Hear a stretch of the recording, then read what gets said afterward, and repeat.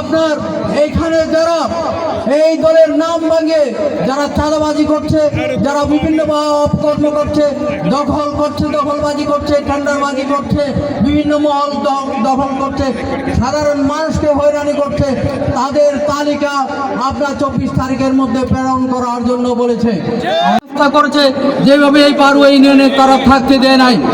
আজকে যারা তাদেরকে সিন্ডিকেট করে তাদেরকে সামনে আনার জন্য চেষ্টা করছে, তাদেরকে উচ্ছেদ করে দিচ্ছে।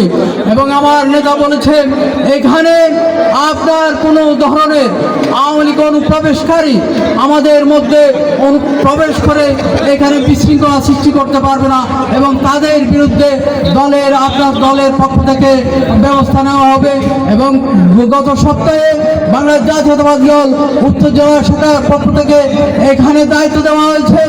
আপনার এইখানে যারা এই দলের নাম ভাঙে যারা চাঁদাবাজি করছে, যারা বিভিন্ন অপকর্ম করছে, দখলবাজি করছে, টেন্ডারবাজি করছে, বিভিন্ন মহল দখল করছে, সাধারণ মানুষকে হয়রানি করছে, তাদের তালিকা আপনার 24 তারিখের মধ্যে প্রেরণ করার জন্য বলেছে।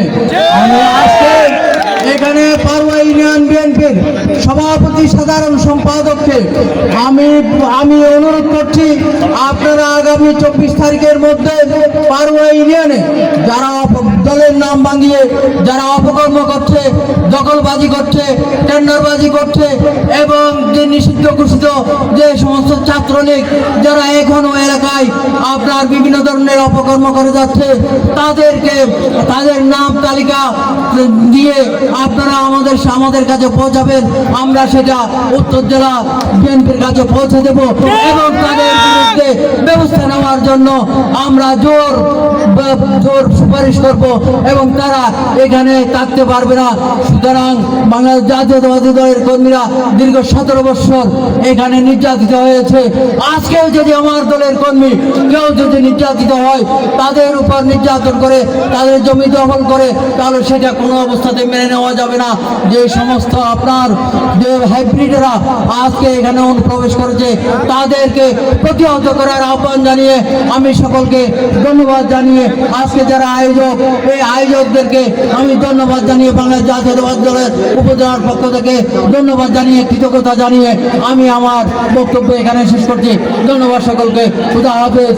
বাংলাদেশ জিন্দাবাদ, বাংলাদেশ জাতীয়তাবাদী দল জিন্দাবাদ, শহীদ জিয়া ওমর হক, দেশনেত্রী বেগম খালেদা জিয়া জিন্দাবাদ, আমাদের অহংকার দলের ভারপ্রাপ্ত চেয়ারম্যান তারেক রহমান জিন্দাবাদ, জিন্দাবাদ, জিন্দাবাদ।